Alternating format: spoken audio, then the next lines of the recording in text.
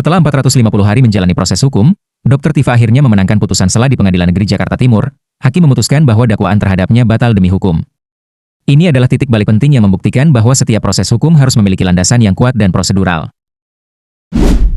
Nggak ada senang, nggak ada enggak ya, karena semuanya ini kan adalah amanah dari Allah Subhanahu Wa Taala. Maka saya bilang, kalau putusan eksepsi saya itu diterima, alhamdulillah. Kalau eksepsi saya ditolak, bismillah.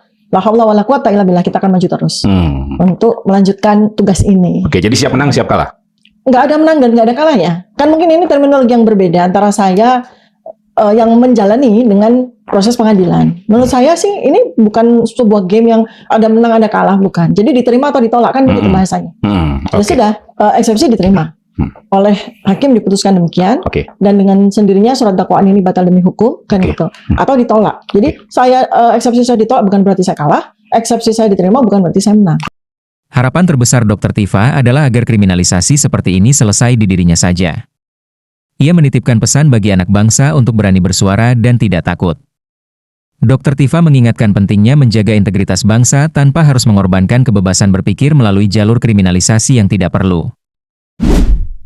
Ya intinya sebetulnya begini, pelajaran utama yang saya dapatkan dalam 450 hari dengan segala dinamikanya itu adalah jangan sampai terjadi lagi pada anak bangsa yang lain. Ya, jangan sampai terjadi lagi. Kriminalisasi seperti ini tuh sudah selesai sampai di saya aja. Jangan ada lagi korban kriminalisasi berikutnya. Sudah terlalu berat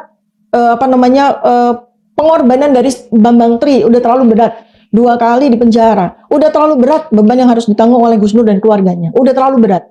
Dan juga sudah terlalu berat saya 450 hari ini menjadi tahanan kota gitu ya, dan sempat juga tahanan sel. Itu sudah terlalu berat. Jangan sampai anak bangsa yang lain kemudian yang mengalami hal yang sama.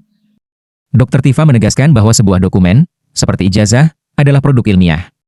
Oleh karena itu, ladang pembuktiannya seharusnya berada di ranah akademis dan diskusi ilmiah, bukan sekadar di ruang persidangan.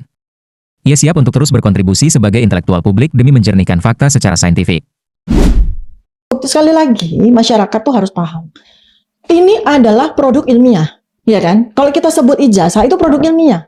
Ladang pembuktiannya itu bukan di persidangan hukum, tapi ladang pembuktiannya adalah di lembaga ilmiah. Ya. Nah, kalau kita mau melakukan uji terhadap perbuatan, misalnya pemalsuan dokumen atau penggunaan dokumen palsu untuk meraih jabatan, nah itu baru di ladang hukum, kan gitu. Meski harus menghadapi masa tahanan yang berat, Dr. Tifa dengan tegas menyatakan tidak menaruh dendam kepada pihak pelapor. Baginya, ia tidak menunggu permintaan maaf karena ia sudah memaafkan secara kemanusiaan.